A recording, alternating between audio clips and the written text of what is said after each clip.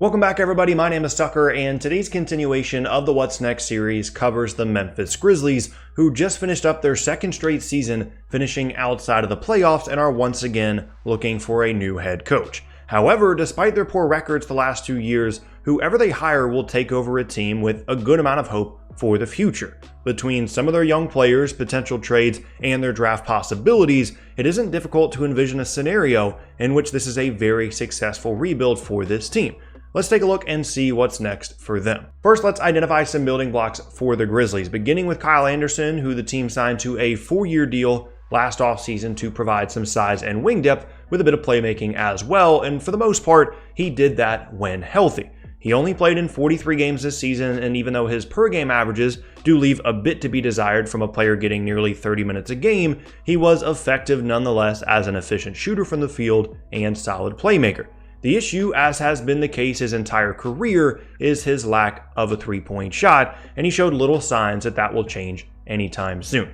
He is still just 25 years old and has room to grow, so I felt the need to put him in this section, but it's almost guaranteed that he will just be a solid piece for the remainder of his contract in Memphis, rather than anything extremely significant. Next up is DeLon Wright, who the team acquired from the Raptors mid-season in the Marc Gasol trade. He only played in 26 games with the team, but got a ton of playing time compared to his time in Toronto, over 30 minutes a game, and showed significant promise as a bigger guard that can make plays for others and defend at a high level. Now, I'm always a bit wary of players performing to previously unforeseen levels late in the season, so this could just be a case of a bit of stat inflation and increased minutes for Wright, but if he sustains this progress and works on his three-point shot, he could have a big year next season. The problem is he is a restricted free agent this summer, so depending on how that goes, he might not be in Memphis next year.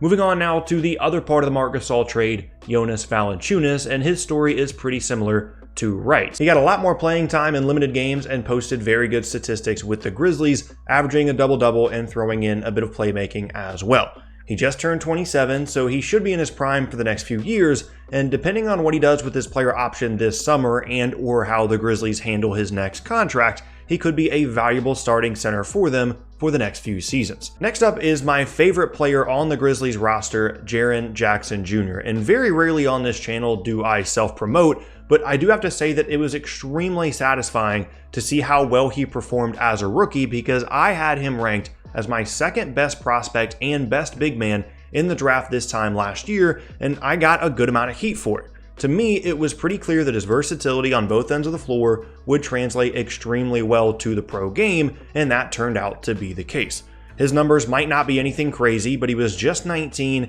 and played around 27 minutes a game, and what was most impressive was more so his impact than his stats. Having a big like him that can stretch the floor, guard multiple positions defensively, protect the rim, and shows flashes of skill that he could grow to attack closeouts and create his own offense off the catch is a fantastic asset, and he's a player that I'm looking forward to seeing continue to grow and hopefully play in more than 58 games next season. Second to last now is Dillon Brooks, who had a surprisingly good rookie season last year, but struggled with injuries and only appeared in 18 games this season. But despite that, I'm not too concerned about his future as a solid long-term piece for this team. Although we have seen second-round surprises flourish as rookies and then fall off, I don't get that kind of vibe from Brooks because he was just so solid as a rookie. He is a 2020 free agent, however, so if he does have a bounce-back season, it might cost the Grizzlies a fair amount of salary to bring him back. And last up is Mike Conley, who is by far the oldest member of this group, but still deserves a mention as their best player. He is still a really good starting point guard, although he also hasn't been named to an all-star team in his career, and even though we can all agree he is overpaid, and I'll talk more about his contract later, he still has plenty of value despite his contract, and it seems likely that the Grizzlies will explore what they can get in return for him via trade this offseason, just as they did at the trade deadline. Moving on now, let's talk about the draft, and it's a pretty short story for the Grizzlies. They moved up a ton in the lottery and ended up with the second pick, and it's widely reported that they will select Ja Morant at 2, and I doubt his recent minor surgery or anything else will change that between now and the draft. So with that covered, let's talk about free agency. As of right now, the Grizzlies are on pace for $119 million in payroll for next season, which is over the salary cap and obviously not where they want to be as a rebuilding team. And the reason that they are where they are is pretty clear. Conley and Chandler Parsons will be paid over $50 million combined next season, while Valanciunas,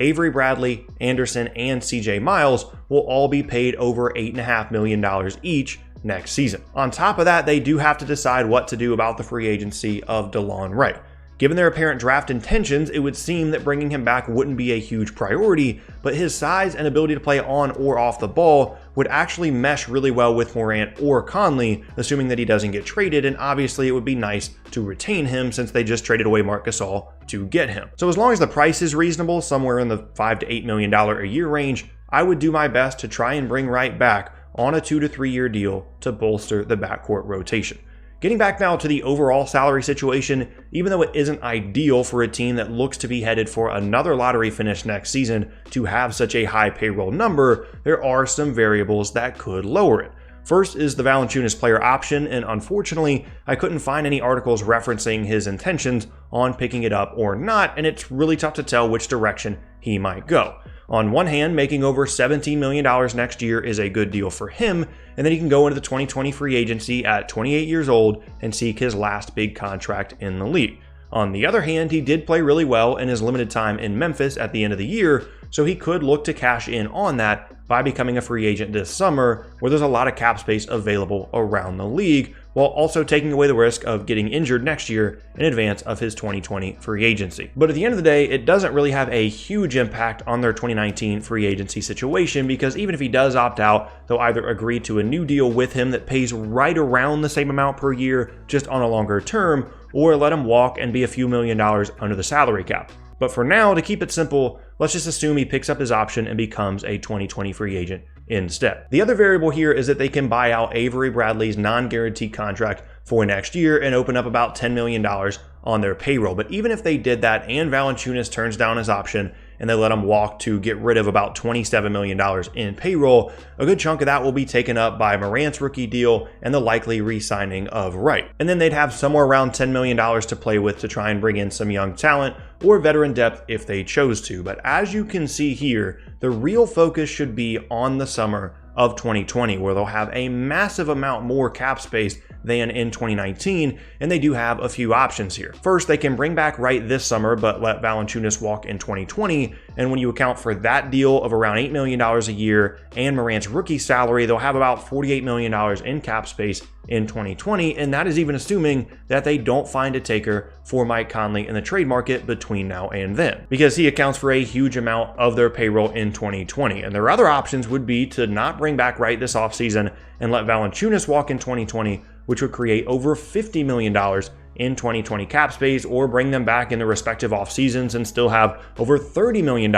in 2020 cap space. So really they can't go wrong here because they have so much money coming off the books that summer. But even though that all sounds great, this team does still have two big issues. The first is that they're going to have two really great young players in Morant and Jackson, which isn't the issue, but nobody else on the roster really fits that extremely young timeline other than Brooks. Wright and Valanciunas are both 27, which isn't old by any means, but they just aren't on the same timeline as the two guys that are going to be the focal point of their team moving forward. So they're in this situation where they kind of have to commit one way or the other. Either they bring back Wright and Valanciunas and Brooks and spend the money to keep those assets around to build around Morant and Jackson but hamper their free agency possibilities, or they prioritize flexibility as much as possible and sign and draft younger players that more fit the timeline of their two young potential stars, which brings me to the other issue. The Grizzlies are going to give up either their 2020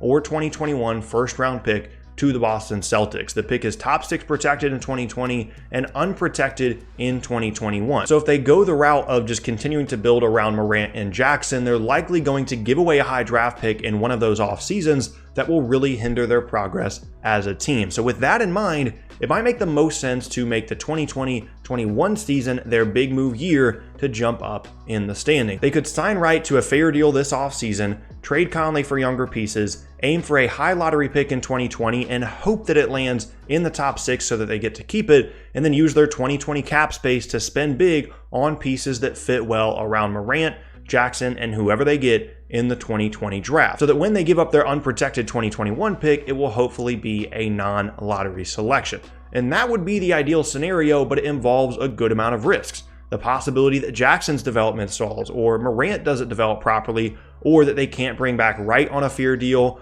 or that their pick ends up outside of the top 6 in 2020, or that they don't sign the right free agents in 2020 and have a big payroll for an average team. A lot has to go right for this team to be a real threat in the West by 2021. But if you're a Grizzlies fan, just take a deep breath. I know everything I said sounds scary and crazy, but your team is still in a great spot. Assuming they pick Morant at 2, they will have 2 outstanding young players under team control until at least 2021, when Jackson's rookie deal is up, and then the summer after that for Morant, and they have a solid trade asset in Conley that should draw a good amount of interest this summer that they can get value out of, on top of a ton of future flexibility and cap space. The problem is, I just wish they didn't trade away that future pick to the Celtics, because the path would be so much easier. They would continue to be a lottery team for the next 2 years, build a great young core, get really good in free agency in 2021, and roll from there by paying the young guys. And even though it isn't quite that simple for them, they still have put themselves in a really good position,